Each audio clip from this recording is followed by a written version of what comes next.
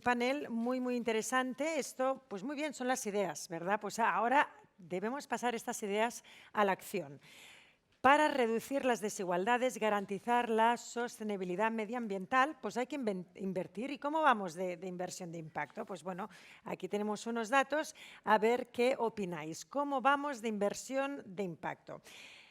Aunque se ha multiplicado por 10 en los últimos 5 años, esto pues es una buena noticia, ¿no? Este aumento, multiplicación por 10 de estos últimos 5 años, pues sigue representando solo un 0,26% de todos los activos de inversión financiera mundial. Entonces, ¿esto es realmente una alternativa? ¿Podemos hacerla crecer o no? Pues bien, esta es la cuestión pues que ahora van a tratar el siguiente panel, que modera Xavi Pont, cofundador de Ship2B Foundation y Managing Partner de Ship2B Ventures. Muchísimas gracias, Xavi, y nos presentas a los ponentes. Gracias. Hola a todo el mundo. Es un auténtico lujo volver a estar aquí. Pasamos, nos sentamos aquí para el panel. Uli, Cristina en medio, Michael aquí. A ver, hoy vamos a tener más o menos media horita en este panel de súper lujo y vamos a ser muy provocadores y vamos a intentar pasarlo muy bien. De hecho, en la cena de ayer ya tuvimos un debate muy intenso y en el desayuno de hoy también, con lo cual esperamos poderlo trasladar a vosotros. Retomando la pregunta del panel. Fijaros que la pregunta del panel, y ahora voy a pasar a inglés en un ratito, en un momentito, pero la pregunta del panel es, ¿puede la inversión de impacto llegar a ser un mercado de 100 trillones de dólares? Y ahí, bueno, cuando debatimos esta pregunta, la primera duda que sale es, ¿por qué esa es la pregunta? Realmente... Y ahí me tomo un poco a la provocación que hacía Clara antes. Clara nos decía, ¿quién tiene que arreglar esto? Y la pregunta que hoy intentaremos resolver ¿es el dinero quien tiene que resolver el problema? Antes hablaban de la empresa, de tal, en el panel de antes, que ha sido súper interesante. Ahora vamos a hablar de dinero. ¿El dinero realmente puede resolver los problemas del mundo? ¿Y el dinero está resolviendo los problemas del mundo? ¿Lo estamos haciendo bien? Para ello vamos a contar con Uli Grabenwarter. Uli es Deputy Director del European Investment Fund, probablemente la plataforma de inversión de impacto principal en el mundo. Tendremos a Michael Viehs, Global Head of Sustainability Investment de Partners Capital, probablemente también la empresa proveedora de servicios de inversión principales en impacto en el mundo. Y tendremos a Cristina Marsal, experta y fundadora de Sandman, una multifamily office muy reconocida en España, que está empezando a invertir en impacto. And I'm going to go for English now, and I'm going to start the discussion throwing a provocation. And the provocation is the following. When we started Ship2B 10 years ago, it was a desert. There was no impact investment, at least in this country. And afterwards, it really became a niche. And now we can say it's mainstream. ESG, as Fernando Rodés saying, is exploding.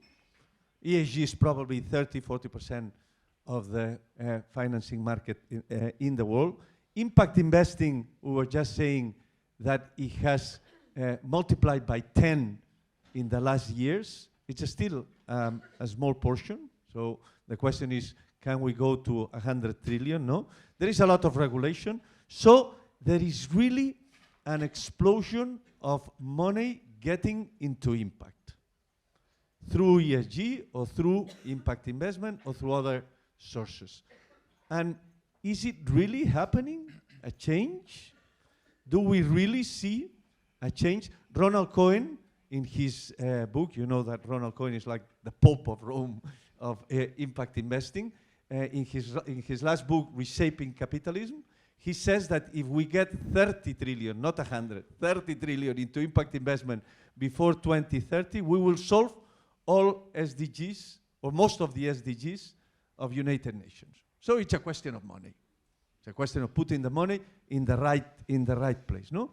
But then we have people, and here is the provocation, we have people like Elon Musk, it's a provocation, that he says ESG is a scam.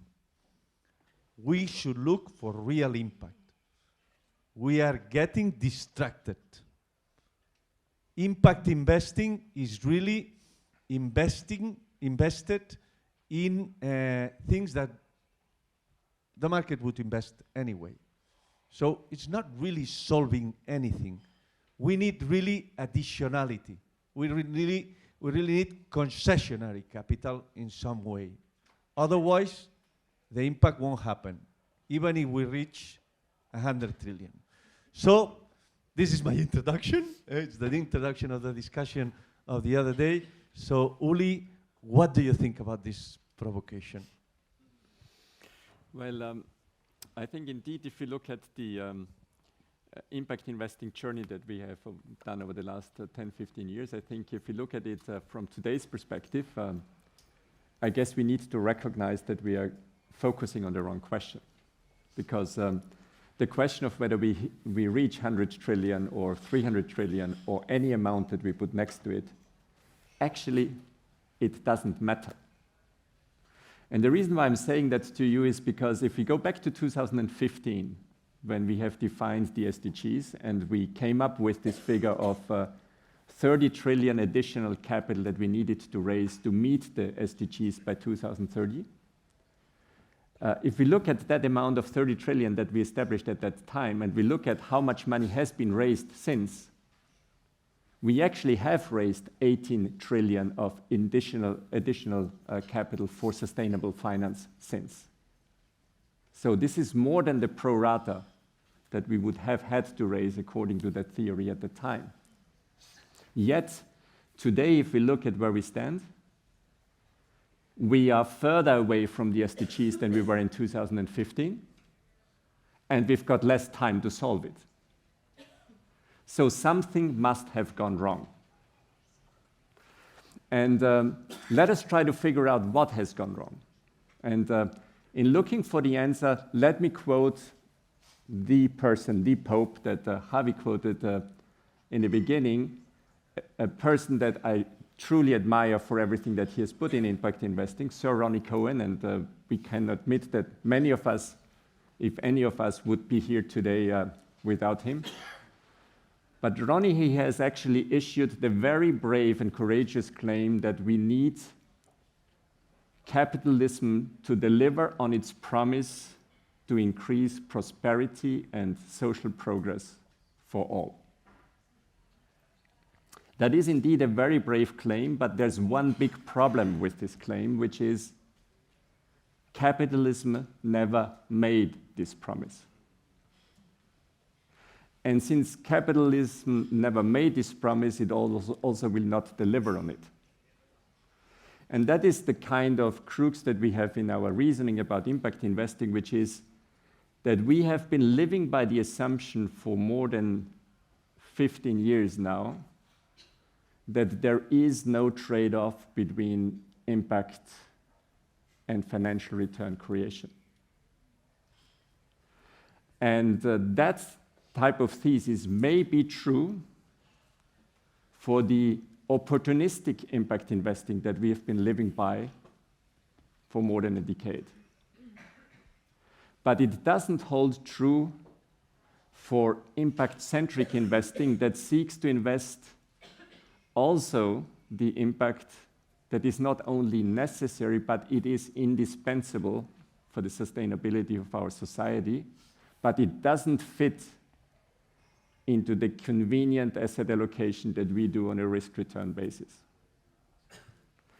And if we actually are going to the real truth, it is that as a society, we have to make a massive trade-off between the impact that we have to create and the financial return that we can generate with it.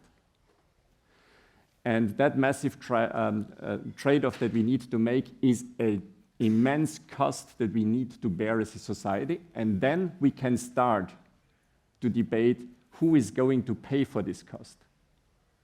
Is it the investors who have to pay for it by giving in financial return, by providing concessionary capital? Is it the consumers out there in the market that buy a product and buy it for more expensive because they need to pay for the externalities that are priced into it? Is it the taxpayers community that actually through taxes funds the additional cost that we generate for society? This is a very, very valid debate that we can have, and we can have many answers to it.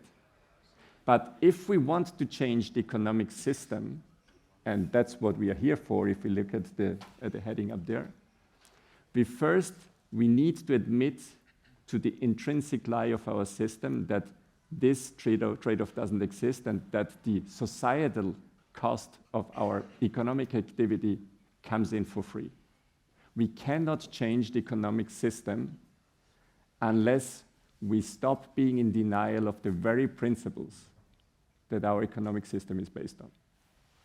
Thank you, Uli. Michael, what are your thoughts on this? So I think the introduction and also Uli's introductory remarks highlight already to me one big issue in this whole debate, and this is basically the granularity and the nuances of what are we talking about actually. So is it ESG? Is it impact? Is it sustainable finance? I think all of these discussions are actually helpful that we have seen in the last 18 months, not only in the US, also here in Europe, for example. And I think when we say on a very high level what impact investing means, how many trillions do we need in impact investing in order to solve the SDGs, I think the capital is there. As the GIN and as Uli also highlighted, I think more than 1 trillion, according to the GIN definition, is now invested in impactful funds or assets that you see there.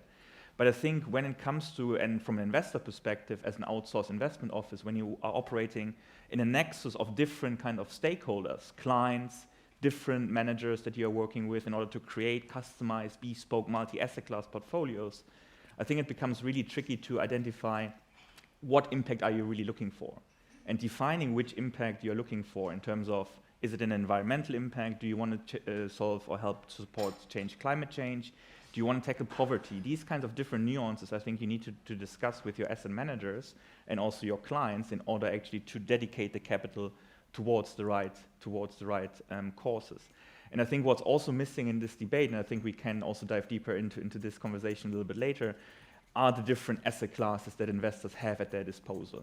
So, and I think Uli was alluding to that to a certain extent, when you want to maximize your risk return, which all of us probably need to do from a fiduciary duty point of view, in most jurisdictions at least, I think it's really important that you consider impact not as a kind of distraction to that. I truly believe there are so many different asset classes out there, especially in the private equity and the venture capital space, where you actually are able to maximize the risk, return, and impact triangle.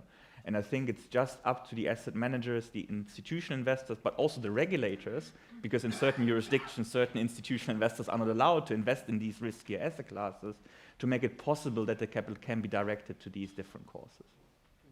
Thank you, Michael. And you, Cristina? I think we have advanced big time in the last few years. I think in the past, an investor would only look at returns. Only returns. And I speak about investors, let's speak about institutional investors and private investors. By the way, the ones making the real change are the institutional ones, because they are the huge ones. So before they were looking just for returns. Now, then we talked at the table yesterday, we added the risk measure. It's not only return, but you have to also check the risk. And now everybody is adding all the ESG considerations and even impact considerations. So that's a new thing from the last few years, and also very much driven by regulation, which in this case is not yet so properly kind of adjusted, but it's good news because everyone knows, at least for example in Spain, since August, we in financial institutions, the regulated ones, we have to tell if investors are willing to take this into account or not. It's a big exercise. All the banks are probably the ones who have savings.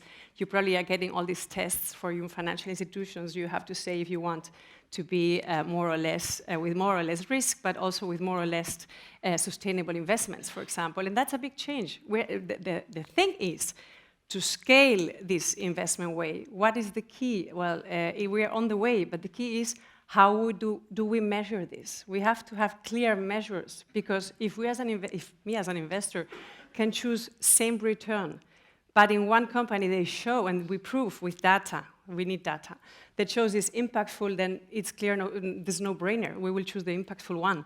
So to scale, we need transparency and data and better measurement. And this is, I think, what some institutions are working at, and hopefully we have some more visibility in the future. So we're on the way. It's a good thing. Hey, Uli, you just wanted to reply? If I can quickly react to the two statements of the colleagues that have been made. I think there is no doubt that we have made massive progress, and we are definitely investing today much more responsibly than we've done this in the past. But the worry that I have is that in doing so, we basically have done nothing else than buying ourselves maybe a little bit more time, delaying the apocalypse, if you want so. But we haven't found the solution of the change in the system. What we're discussing here, by looking at metrics, by looking at what type of impact we are going to fund first and what second and what third, we are basically looking at ways of trying to save our system. But we know that the system actually is flawed to an extent that if we keep the system going, we are not going to make it. And I think if you look at the institutional investor space, what we see as glimpses on the horizon is that there are today institutional investors that have understood that their business model is no longer sustainable if we try to save the system. I was yesterday in an advisory board of the PRI, which says that the biggest constituency that is trying to push into their fora these days is insurance companies. Why is that? Because we've got more and more and more risks out there in the market that cannot be insured anymore because the likelihood of the occurrence of the risk is 100%. How are we going to deal with this? We need to change the system. And they're getting there. With this point, Uli, if we get into climate change, you really see a big, huge amount of capital getting into climate change. But then, when you dig into the problem, it seems also that 50% of the needs of climate change only get 10% of the funding, no? So and getting to your point, Michael, there really seems there are some asset classes and some type of investments that are really getting the investment flows and where you have the right profit, risk, and impact equilibrium or balance for the investors to get in. But we still see huge gaps, financing gaps, that nobody's really getting in. And probably there you need a concession there. And who's paying for the concession? No? And who's going to pay for the concession for those gaps? No? So you, Michael, talk to many impact assets owners, and you invest in many different impact asset classes. No? So how can we get them to really move to what is really needed in the impact space? If I had the answer, I wouldn't be probably sitting here.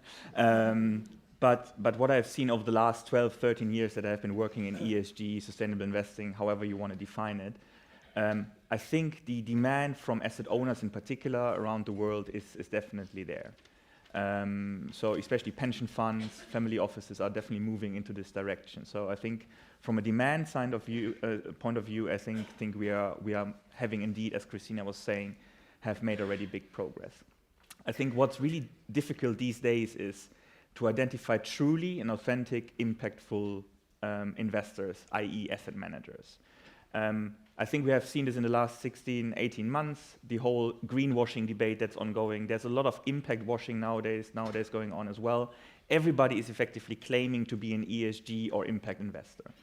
And I think it's so important for us, where we are sitting, for example, as an investor, to identify who is actually the good and who is the bad and who's the ugly, basically. Because everybody is now putting out glossy reports in terms of measuring certain impactful statistics. But the question that I'm asking the asset managers that we work with is, what's the additionality that you created through your investments? Are you actually able to create an additionality by, for example, just focusing on a public equity long-only strategy, where you're just investing, buying shares and selling shares, and just basically having certain market transactions? Are you creating any kind of additionality with that? And I think these are the conversations we need to have with asset managers.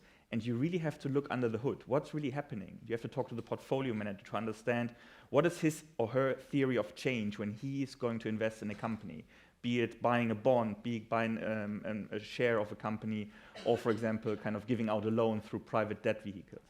And I think these are the conversations that we need to have. And to Christina's point, I think this is not to be underestimated. We need a little bit more kind of harmonization in terms of impact measurement. The Impact Weighted Accounts Initiative, for example, is a very, very good starting point, very thoughtful and very granular on a product and services level. The only problem there is actually that a lot of asset managers do not have the resources to implement this thoughtful process. So we need to also work together with, for example, new kind of technologies, artificial intelligence, big data service providers, who can help us actually making sense of which companies are really delivering the impact. And then also actually kind of making sure that the asset managers report back to their clients what the impact really is. So I think it's really about making sure that you are able to report the additional impact that you can create and invest in an intentional fashion for impact. I think that's the whole crux of ESG and impact investing, if you will. Talk to the portfolio manager. I know everybody's looking for kind of quantitative statistics in terms of impact, ESG performance, etc. But what I came to the conclusion over the last 12 years, actually, ESG and impact is also to a certain extent highly qualitative. And I think telling these stories where you actually are able to create and solve problems is also very, very impactful. And Michael, getting into this issue of additionality and intentionality and making real impact, Cristina, you as a traditional investor, you deal with many family offices, and you're starting to offer them impact products. There is a difference between, for instance, right now there is an ESG product that contains investment in Philip Morris and Coca-Cola. They are wonderful companies. They do these fabulous ESG practices, and you can see in the market ESG product that probably has a risk return very attractive. They'll probably have ratings and measurement that looks wonderful, but it's Philip Morris, it's tobacco, and it's Coca-Cola, it's sugar. And then on the other side, you probably have these investments that are very concessionary, that you really need to sacrifice risk or return. You really get in depth, maybe into some issues. And these are probably two of the sides. No, in the middle, you have many different products. No, so what happens with the family offices when you put them all these products in front of them, and what is the decision process for them, and where are they investing at the end? Well, Xavi, I think first of all, Michael and I both are a holistic approach type of investors, so we don't recommend any products. We look at actual investments in a very specific and processed way, which is evaluate from a holistic approach all the organization, the team, what they do, the track record, and the impact in society. And in the end, it's of course families who decide with recommendation and with a good assessment and information, but you have to do the homework. And what is tough today is to know if a company is really just greenwashing. And I agree. I mean, I was very positive before, and there is a lot going on that it's very good news. But greenwashing, and now everybody is ESG and impact. And you're like, yes, sure. 4 years ago, nothing at all. So our job is actually to really really go deep down into the company or the fund that is being sold to us, and try to understand if they are really doing the homework and it has a positive impact. But I agree, I liked very much the previous conversation. I enjoyed very much listening to Fran, to Sergi, and to everybody in the panel, because in the end, we have to all be very responsible on the way we live, on the way we invest. This is like going to the doctor. Do you take care of yourself, or you go to the doctor when you have a huge problem? We should take care of ourselves, also of our investments, before having the huge problem. The problem is, as you mentioned, we're in a rush right now, and the world is maybe going to collapse, so we have to act. And it's not only investing better and well. We should only maybe all have some concession, but concession of what? If returns are not only measured by numbers, but in the numbers we add all these additionalities that are existing, but we don't have the data, then we will be investing very well as well. So it's no concession. You can have great returns too, doing things very well. I am convinced that companies that take into account their people, the consumers, the products they sell, they do better in the long term. I'm totally convinced. So between those two, the one who is doing better for their teams, for their consumers, it's going to be the winner long term. I think if I can just say that I fully agree with what Cristina said, because, and this goes back to the point that I made earlier, ESG investing is not impact investing. Yeah? ESG is nowadays a fundamental investment factor that every portfolio manager should take into account when making an investment decision, because it's about risk most of the time, right? It's about risk management. Impact investing, on the other hand, is not only about concessionary returns, because if you're a prudent investor, taking impact into consideration is also investing 101 to a certain extent, because these are the winners of tomorrow, the companies that you are investing in. And we just have 2 minutes to go, but I would like to throw you a last question, no? And if you could take only one decision in order for the impact investment movement to really move along and get the objectives and the real impact we want in the market, what would be this decision? It's a very complicated, but it's to close the discussion, but what would be this decision? Where do you think we should, how do you think we should move forward in the next years in the impact investment market? Uli. Well, I think my appeal would be that we go beyond investment opportunities and focus on necessities. Because it's true that we can make great returns on opportunities, but it's not going to be enough.